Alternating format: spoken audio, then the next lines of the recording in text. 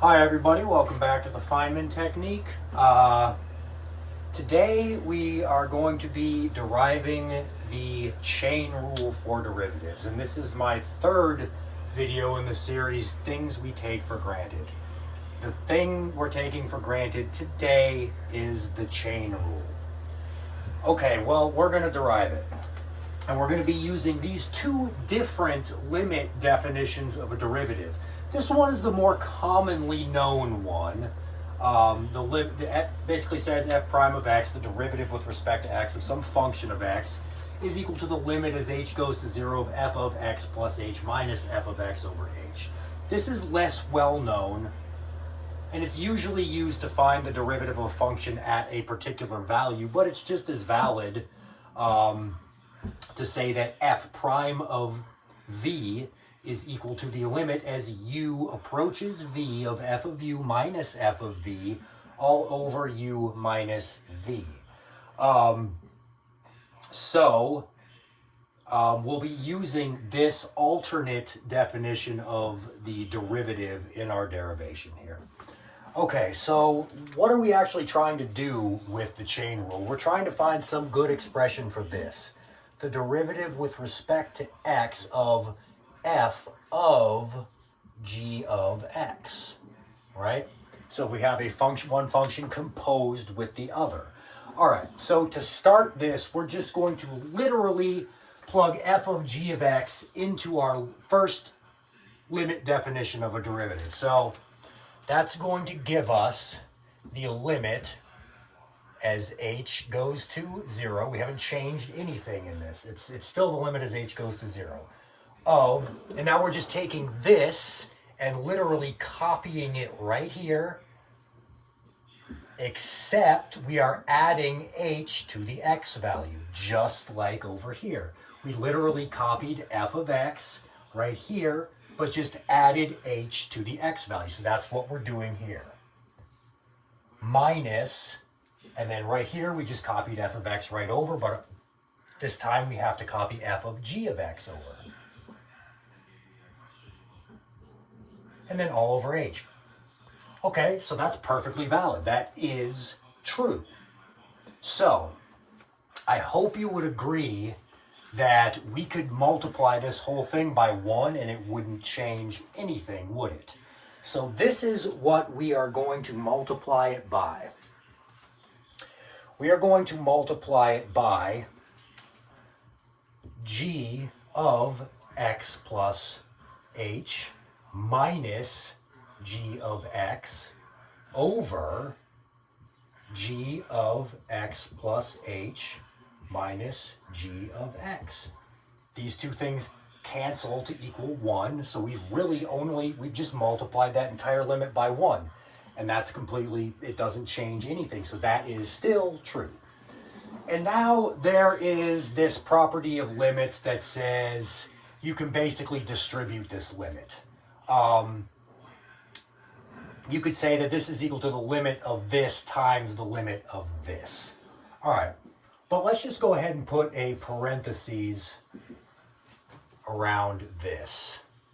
Now, I hope you would agree that this over this times this over this is equal to this over this times this over this. I mean, it's just, that's part of the properties of products and quotients. I mean, you can just do that.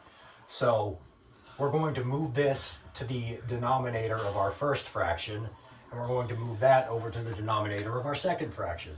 All right. So we have g of x plus h minus g of x.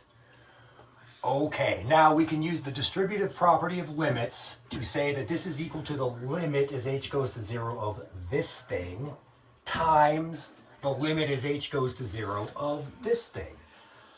All right, well, let's ignore what the limit as h goes to 0 of this thing is for now, but what is the limit as h goes to 0 of g of x plus h minus g of x over h? It is the limit definition of g prime of x.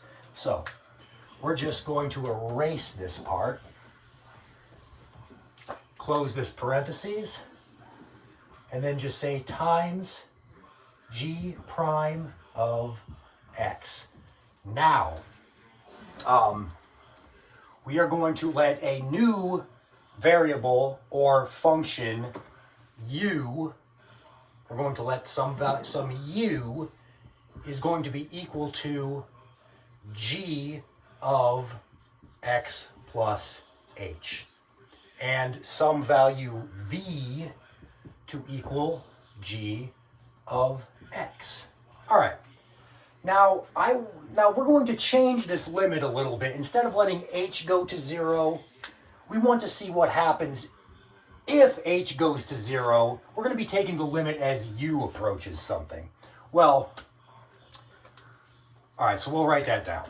So we're going to say that this is equal to the limit as some value u goes to something. Well, we can't really, we still have to have h going to 0 if we are going to keep this equation valid. But what happens as h goes to, what happens to u as h goes to 0? What happens to u as h goes to 0? It goes to g of x plus 0, or g of x.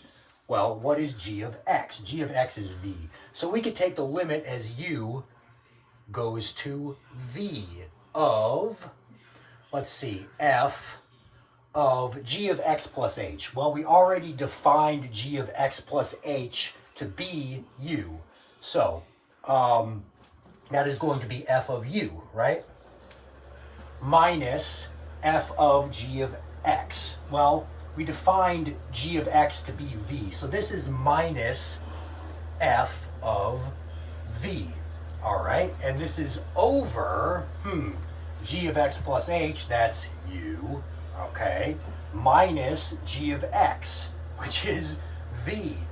Oh my goodness, what is this? This is literally f prime of v. So this is, okay, well, don't forget, we actually have to multiply this entire thing by g prime of x, right? Because we still have this part. And we're going to leave that part alone. It's still g prime of x. But now we've converted this to a limit as u goes to something. And what we got is this limit. The limit as u goes to v of f of u minus f of v over u minus v, which, let's see, yeah, that is literally just f prime of v. This right here is f prime of v, but wait, v is g of x. So this is f prime of g of x times g prime of x. And that is the classic definition of the chain rule, where this, and I'll write it again, d dx of f of g of x is equal to f prime of g of x times g prime of x. There you go.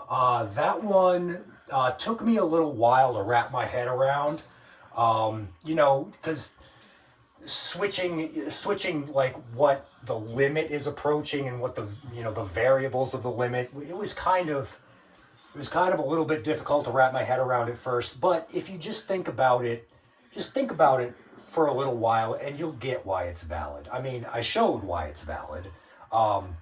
You can change this limit as h goes to 0. Well, we're just going to say that, well, okay, h is going to 0, but we want to take the limit as u goes to something. Well, if h goes to 0, what does u go to? U goes to g of x plus 0, which is just g of x, and we define that to be v. So there you go. There's another thing that we take for granted. We use all the time. We use the chain rule all the time, and we barely think about where it comes from, but that is where it comes from. And there are other good proofs for it. There are visual proofs. They are, in my opinion, even harder to follow than this one. But there you go. Hope you enjoyed that.